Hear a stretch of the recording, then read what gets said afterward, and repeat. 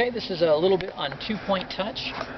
Two-point touch is a great technique for kids to use when they are outside. Constant contact, in that little earlier segment, if you've seen it, if you're using constant contact outside, there's a tendency for your cane to get just stuck in cracks and kind of jam on you. And so constant contact is not a favorite outdoor technique. Even though these are pretty smooth sidewalks, they're still rough enough that, the cane will catch. So we teach two-point touch. The main things as a parent or somebody working with a kid who's visually impaired that you need to be aware of is two-point touch. The cane is tapping on one side and then it's tapping on the other. Now you notice I'm not lifting the cane way up off the ground. That's something that our kids sometimes do this kind of number, which creates a real problem because you now have a cane up here in space and maybe there's a kid's face or something like that in the way. So it also doesn't really protect you if there's an uneven piece of sidewalk. If this piece here is a little bit taller than this one, if my cane arc is too high, it'll go up, and as it goes up, it'll hit this on this next segment of concrete, and I won't detect that there's a difference in these two levels, and then when my feet eventually get there, I might wind up getting my toe caught and then tripping. So you want to have a nice low arc, both for safety reasons for everybody else, but also because if there is a difference, then my cane will catch it, and I'll know that, okay, that's not an even piece of concrete, and then I know to just sort of adjust my steps to make sure that when I get there, I don't wind up catching my toe. The arc, just like with constant contact, the arc is just a little bit wider than shoulder width. We do have some kids who more or less tap in the middle, or when they're holding their cane down here, they kind of tap on the side. Again, that's not going to give them any protection from any obstacles or any changes in terrain here in front of them. And we also have kids who try to take up the whole sidewalk, and two things. I mean, first, they're taking up more space than they need. They may trip somebody may step on their cane, things like that.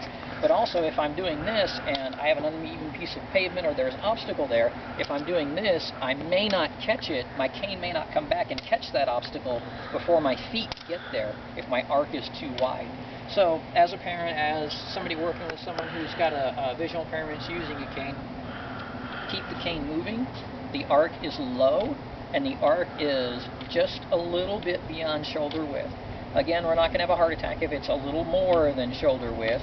If it's getting a little wide, we just don't want the whole let me go 180 degree kind of a thing.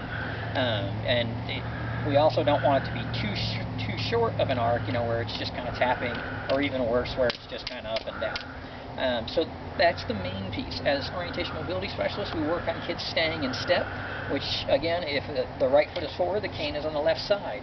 Left foot is forward, the cane is now to the right side. A lot of times we talk about kicking the cane over to the other side. Like when my right foot is coming forward, imagine it kicking the cane over to the other side. So hopefully not that tall of an arc. So it's nice and low, and it's in step. And that way, if there is an obstacle, I can catch it, and then I can stop myself before I run into it and either go around the obstacle or figure out what it is, or if it was a person, say, hey, sorry about that, kind of continue on my way. There is a touch trail that we teach kids. If I am looking for a sidewalk, an intersecting sidewalk, I will use a touch trail where I'm tapping on my left, and I'm looking for a sidewalk here on my right, so I'm going to tap in the grass. And so it's there on the left, to the right, left, right. Oh man, I'm way out of step. So let me take care of that. There we go. I'm back in step. I'm still doing my touch trail. When you're doing a touch trail, there is a tendency that the cane can kind of jam on you a little bit, which is why some of our kids don't prefer touch trail. They would prefer to use a touch and drag, which we'll catch in another segment. And again, I'm out of step. There we go. And when my cane hits that intersecting sidewalk, I now know that, okay, this is my turn. I've been looking for the first intersecting sidewalk, and then I just come up and I make my turn. If this wasn't my turn, if I'm looking for the second sidewalk, then I would just continue on, and then I would wait until I found the second sidewalk. So that is constant contact. I'm sorry, not constant contact, two-point touch, which again, big things are a low arc, an arc just a little bit wider than shoulder width, ideally in step. There we go, back in step.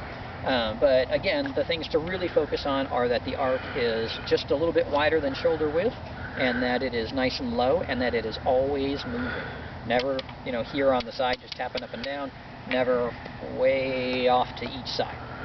So constant contact and then touch trail.